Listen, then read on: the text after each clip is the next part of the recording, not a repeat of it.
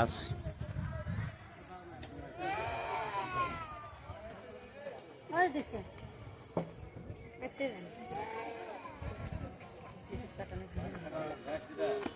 হ্যাঁ তোরা কই আমরা তো গেটের ভিতরে একবার দেখো যে আমরা পাকা ইয়াদ বসে আছি। আরে এই যে দেখ এই ঘর আছে না, ঘরের এই সাইডে এই দেখ। আরে ভিতরে আসবো না, টিকিট কাটছু কাটার ভিতরে ঢোক, ভিতরে না ঢোকে পাবো। ঢুকে সোজা এসে বাঁকা দিকে দেখ যে আমরা বাগানের মধ্যে দেখে আসছি।